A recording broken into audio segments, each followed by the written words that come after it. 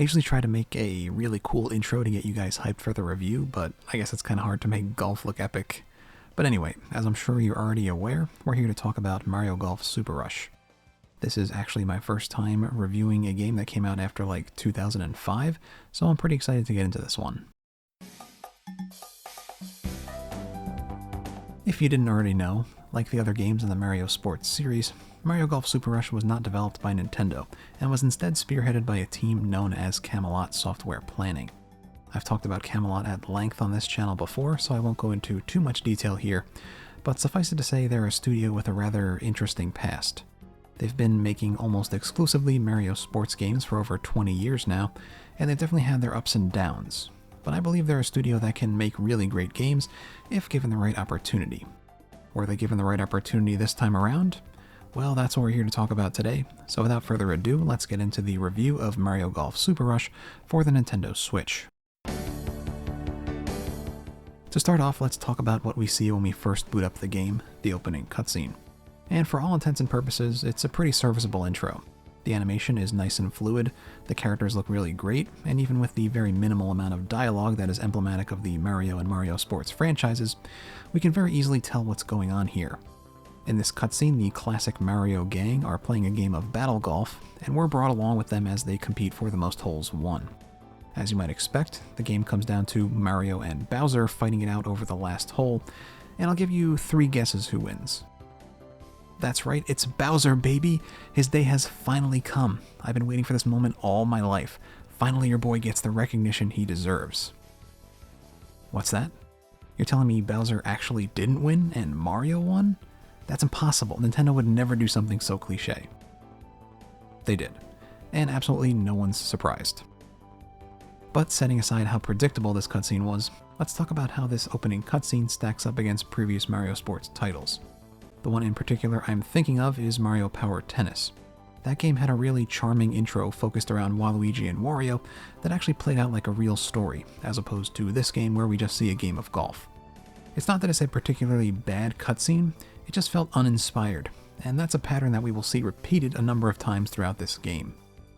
But before we get too far ahead of ourselves here, let's move on to our next topic, the main menu. You may not know this about me, but I like to think of myself as a bit of a connoisseur when it comes to main menus. In my opinion, the setup of the main menu has the ability to make someone decide to play a game or not. If you've got a mess of a menu like Smash Ultimate has, that can negatively impact someone's drive to play your game. I mean, look at this. What am I even looking at here? Why is it laid out like this? Why is training so hard to find? We'll never know. But on the other end of the spectrum, having a menu that is too plain won't get players excited to play your game, and that is exactly the problem Super Rush suffers from. Camelot once again went the route of just putting a couple of different sized boxes on the screen and calling it a menu, and I couldn't be more apathetic towards it. It's not an offensive menu by any means, and it works just fine, but it lacks an element of fun, something that the Mario sports games are traditionally built upon. I'm just spitballing here, but maybe instead of just boxes, you could have made the menu items different shapes based on what they lead to, or maybe you could have added an element of motion to the pictures in all the boxes as opposed to just adventure and play golf. It's not the worst menu I've ever seen, it functions just fine, and it at least has some interesting elements to it, but once again it just feels uninspired. But enough about the menus and the intro, let's move on to what everyone wants to hear about, the gameplay modes. As you probably noticed while we were talking about the main menu, there are 2 main sections to choose from when deciding what to play in Mario Golf Super Rush: Play Golf and Adventure Golf. Let's start out by talking about the most straightforward of the 2, Play Golf. When you select Play Golf from the main menu, you'll be met with 4 choices: Standard Golf, Speed Golf, Battle Golf, and Network Play. The first 3 options are for local play with either CPUs or friends, and the last is for online play. Let's go through these modes in order, and I'll talk about what they are and how I feel about them individually. First up is of course Standard Golf, and it's exactly what you'd think it is. You just play golf. And like in all the other modes I'm about to talk about, you can select from a variety of settings like course, starting hole, number of holes, wind strength, button controls or motion controls, etc, etc. There's actually a good amount of choice here, which I like to see. Now in terms of the actual gameplay here, I really enjoyed it. Maybe it's just because I actually enjoy golf, but I can have ample fun with the Standard Golf mode alone. I'm sure some people will find it boring, but if that's the case, this probably isn't the game for you anyway. Moving on to what was the big selling point Nintendo marketed this game with, Speed Golf. To sum up how it works really quickly, all players simultaneously play each hole and compete to see who can get to the hole the fastest and with the least amount of strokes. There are two ways to play this mode, by score and by time. In my opinion, playing by time is clearly the superior option, as it still takes into account how many strokes you use to get to the hole when giving you your total time at the end of each hole, but I guess it's good to have the option. The main gimmick, if you will, of Speed Golf is that instead of teleporting to where your ball landed after each stroke, you instead have to run to your ball on foot. Each character has a special dash and a normal dash to speed things up a bit, but you also have a stamina bar that will deplete as you use those dashes, and they will become unusable if you don't have enough stamina. Each character also has a number of different stats that will affect how they play in all the modes, but the mode where they matter the most is probably this one. The stats from top to bottom are power, stamina, speed, control, and spin. I'm sure you can guess based on how they're named what each stat does. The character you choose will usually depend more on your playstyle as opposed to who you like the most, at least in Speed Golf. There's not that much of a difference in each individual character's ability to reach the hole in a timely manner, but the method in which you get there will largely change based on who you play. For example, I mostly play King Bob-omb because why would you not, and for him you rely mostly on his special dash and his power as opposed to his normal walk and run because he's super slow. Some people have made Speed Golf out to be a mode where the fastest character always wins, and in my opinion that is not true at all. Like any other mode, how you play and the strategy you employ are what's most important. Even though King Bob-omb is super slow, I can still win with him just as much as I could with any other character. It's just a matter of changing how you play a bit to make him and other slow characters viable. But getting back on track, how do I feel about Speed Golf? Honestly, I like it way more than I thought I would going in. I originally just thought it was going to be another gimmicky mode that was fun once or twice but got old really fast, but I was completely wrong. In my opinion, playing local multiplayer Speed Golf is the most fun you can have in this game. The frantic nature of the gameplay, counterbalanced by the need to make precise shots to stay in the game, makes for an extremely fun experience that honestly carries the game quite a bit in my opinion. But notice how I specifically mentioned local multiplayer when I said I enjoyed Speed Golf. That's not because the online version is less fun, it's just because I've never been able to play it online. Literally every time I've checked the rooms online, every single one is standard golf and nothing else. It just seems that that's the go-to mode people want to play, and I guess that's fair, but it's kind of a shame Speed Golf isn't as prolific as I'd hoped it would be. Now you can of course make your own Speed Golf lobby, but that doesn't guarantee people will join. Moving on to the third local game mode now, and that is of course Battle Golf. Once again, this is a pretty straightforward mode where, similar to Speed Golf, you have to run to where your ball lands to hit. The goal of the game is to reach the number of captured holes required to win the game before your opponents.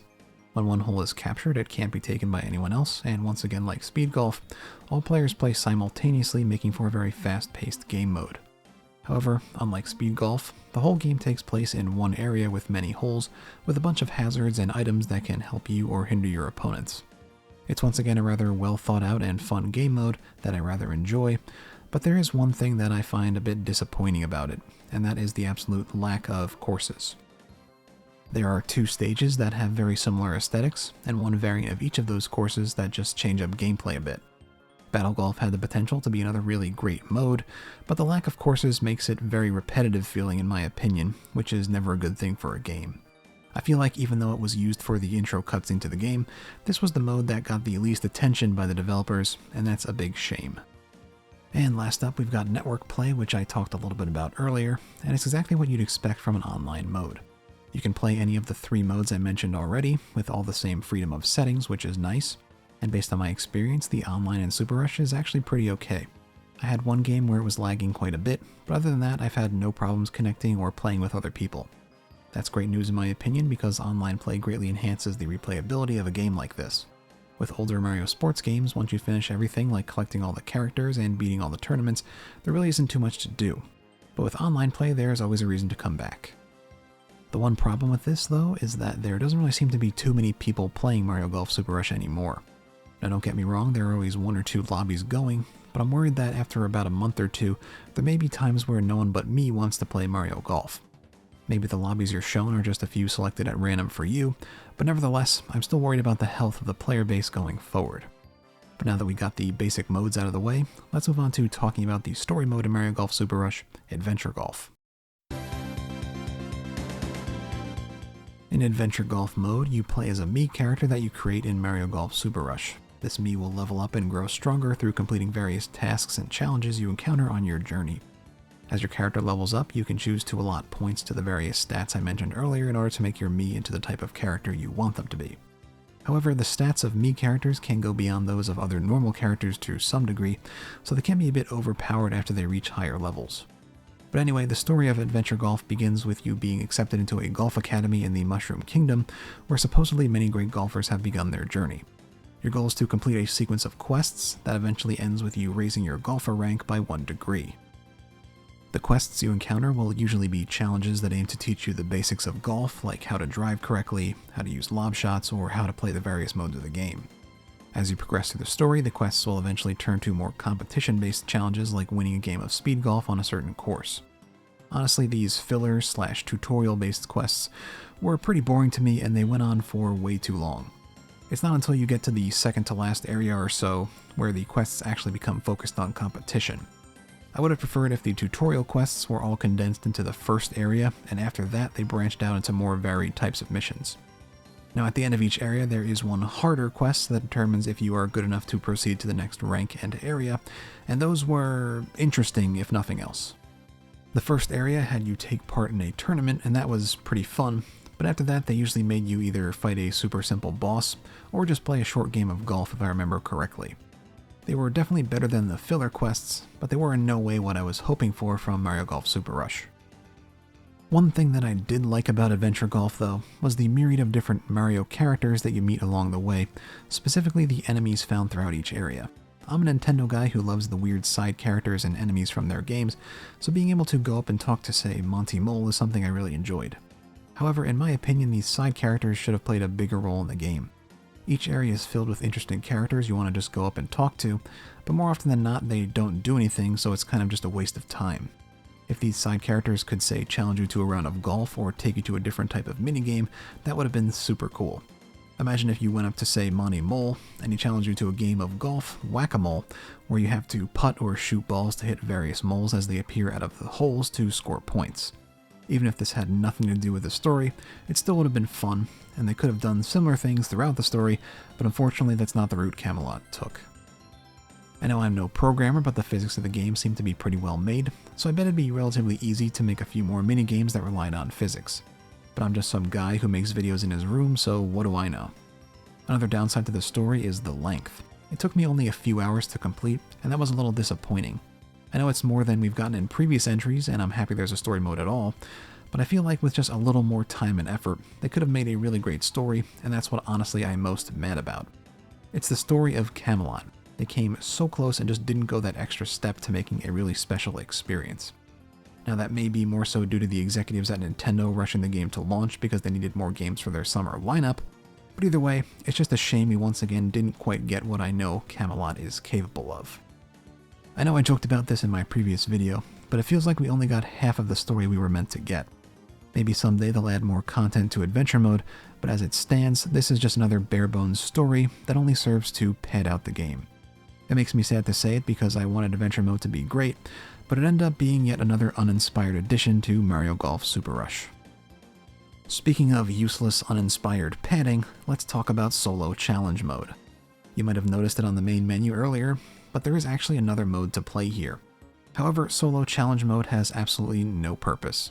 It's the exact same as playing solo in standard golf or speed golf.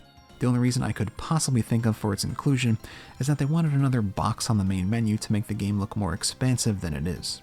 Seriously, if you can actually think of a reason this is here, let me know, because as it stands, this is the most egregious padding I've seen in a while. But I think you're probably tired of all the negativity at this point, so let's talk about something I really liked about Mario Golf Super Rush, the visuals and characters. Let's start with the characters. In my opinion, Camelot has done an excellent job in designing and choosing this game's roster. Their outfits are all super unique and just plain fun, and all the models look really great. Bah! Except for Daisy, she kinda stares into your soul a little bit. I can see your fear. But other than her, the cast is all great in my opinion. I mean, how could you not love a game that lets you play as King Bob-omb and Chargin' Chuck? I personally really like games that get a little wacky with their characters, and Mario Golf Super Rush is definitely one of those games. As for the visuals other than the characters, they are also very nice. The areas in Adventure Golf in particular are all very charming to walk through. The colors Camelot used for this game are all very vibrant and make it fun to look at the screen. The courses are also very well designed, if somewhat similar in a few cases, but that didn't really bother me personally.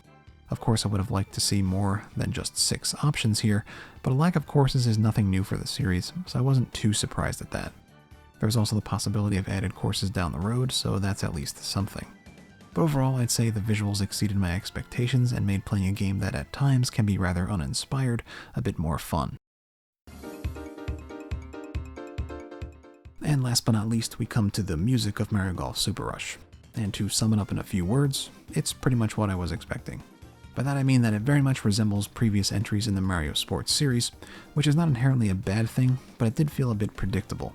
I would have preferred the composer, Sakuraba Motoi, take a bit more risks with the soundtrack, as opposed to just doing the same old thing we're used to. There was some degree of variation when it came to the music in Adventure Golf mode, which I very much enjoyed, but other than that, it's all stuff you've basically heard in other games. You know what I'm gonna say? It felt very uninspired. It's by no means bad music, don't get me wrong, I just would have liked more variety and more uniqueness. I get that they went the safe route, but sometimes you gotta take risks to make a great game. Something Nintendo and or Camelot were not willing to do with this entry in the Mario Golf series.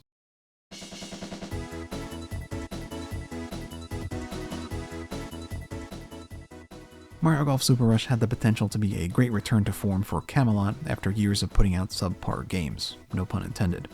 However, most likely due to various circumstances behind the scenes, we once again got what mostly amounts to an uninspired, unoriginal, and painfully average entry in the Mario Sports series. Like I said before, the saddest part about this is that with just a few extra steps here and there, this could have been an excellent game. I did find the new golf modes fun and the characters and visuals interesting, but those things alone aren't enough to carry a game to greatness. It's no secret that Nintendo doesn't see the Mario Sports games as part of their main pool of series that get all the attention they need, and that fact is even further strengthened with how this newest entry in the franchise was treated.